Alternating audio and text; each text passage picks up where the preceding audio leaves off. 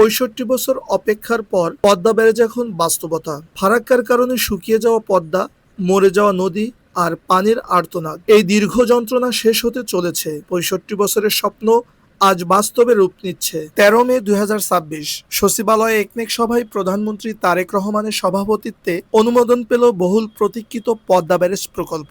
প্রথম ধাপে বরাদ্দ ৩৪,৪৯৭ কোটি টাকা, কোনো প্রকার বিদেশি ঋণ ছাড়াই সম্পূর্ণ সরকারি অর্থায়নে। রাজবাড়ীর পাংশায় পদ্মা নদীর বুকে নির্মিত হবে ২.১ কিলোমিটার দীর্ঘ এই ব্যারেজ। ৭ বছরে শেষ হবে নির্মাণ কাজ ২০২৬ থেকে ৩৩ সাল। ৭০-এর দশকে ভারতের ফারাক্কা বাঁধ চালু হওয়ার পর থেকে পদ্মার পানি প্রবাহ ক্রমশ কমতে থাকে। শুকিয়ে যায় গড়াই, মধুমতি, বড়াল, হিসনা, মাথাভাঙ্গা সহ ৬টি নদী। দক্ষিণ পশ্চিমের কোটি মানুষের জীবিকা, কৃষি এবং সুন্দরবনের অস্তিত্ব পড়ে যায় হুমকিতে। পদ্মা ব্যারেজ এই সংকটের সবচেয়ে বড় সমাধান। এই একটি প্রকল্পে সংরক্ষিত হবে ২৯০ কোটি ঘনমিটার পানি, পুনরুজ্জীবিত হবে ৫টি নদী, শুষ্ক মৌসুমেও পানি পাবে ২৯ লাখ হেক্টর কৃষি জমি। প্রতি বছর বাড়বে প্রায় ২৪ লাখ টন ধান এবং ২ লাখ টন মাছের উৎপাদন। যশোর, খুলনা, কুষ্টিয়া, রাজশাহী, ফরিদপুর, বরিশাল সহ ১৯টি জেলার ১২০টি উপজেলার মানুষ সরাসরি উপকৃত হবেন। এই প্রকল্প কেবল সেচের পানি দেবে না, উৎপাদন করবে